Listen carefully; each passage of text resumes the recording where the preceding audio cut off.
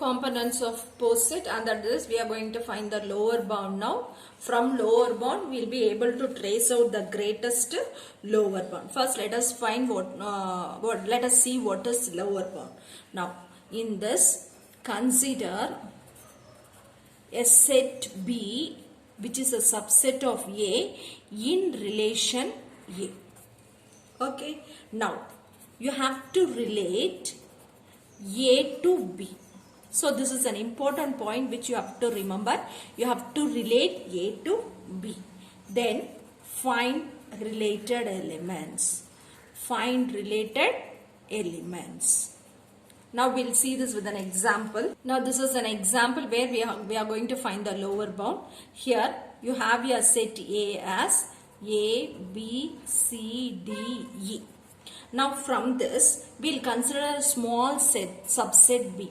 Let B is equal to AB. Okay. Now we are going to find the relation from A to B. Now when I go for finding the relation from A to B, my A is ABCDE and my B is AB. Okay. Now I have to check out whether the relation exists. It is from A to B. So I have to find AA, AB. Then I have to find BA, BB. Then CA, CB. Now we will find one after the other. Whether A relation A exists. Yes, we have A relation A. Then A related to B. Is A related to B? Yes, A is related to B. It is always upward movement. So you will have this movement like this only. So your A is related to B. Then you come for B. Next it is B. Is B related to A? Is B related to A? No, it is not possible.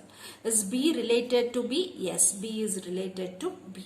Next, we go for next. C related to A? Is C related to A? No, it is not possible.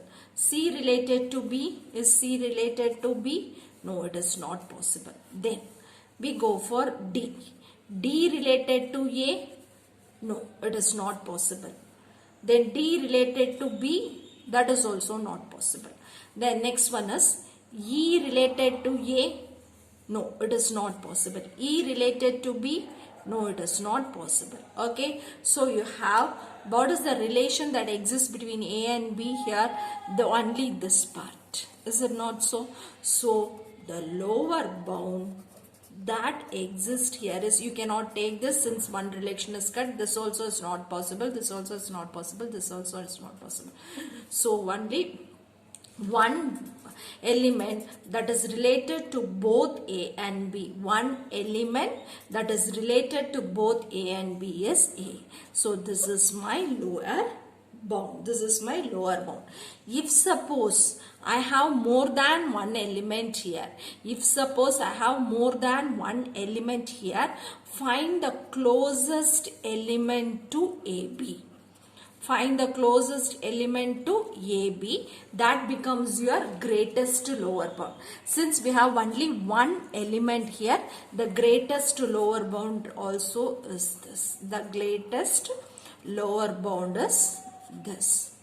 Okay. For example, if suppose I have one more element, if suppose I have one more element A, X, Y, Z, okay, you find whether A is closest to AB or X is closer to AB or Y is closer to AB. Whichever is closer to AB, that becomes your greatest lower bound. So find the closest element to AB. Find the closest element to AB, that is your greatest lower bound. Now this greatest lower bound is said to be as meet. It is given by the symbol like this. It is said to be the infimum. Okay.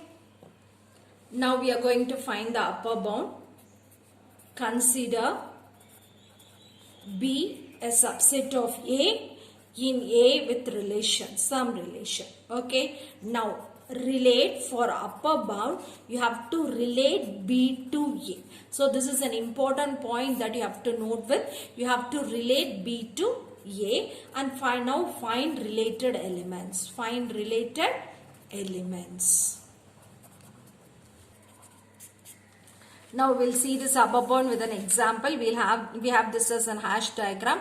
Now we have A is equal to A, B, C, D, E. Now we'll consider a subset B such that we can take any elements. Let us take D, as our E as our elements. Okay. Now you have to find the relation.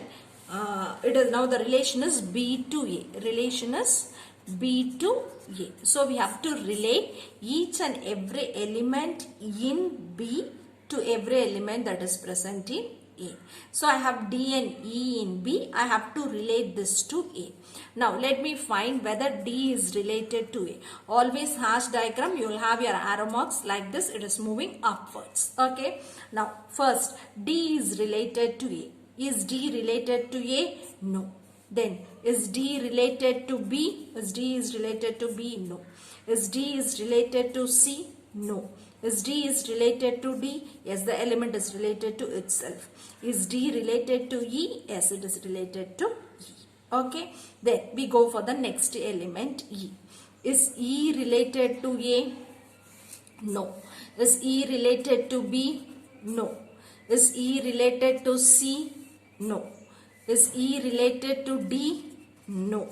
Is E related to E? Yes, the element is related to itself. Now you cannot consider this, you cannot consider this, you cannot consider this. Only this is possible. Only the element E is related to both the elements that is present in D and E. So the upper bound is equal to E. If suppose you have more than one element in the upper bound. If suppose you have more than one element in the upper bound, then find the least value which becomes your least upper bound. Okay. Now you have only one element. This is your least upper bound. Okay. Now this least upper bound is mentioned as join, given by the symbol this, and this is your supremum. This is your supremum. For least upper bound and greatest lower bound, we'll see examples in the coming videos.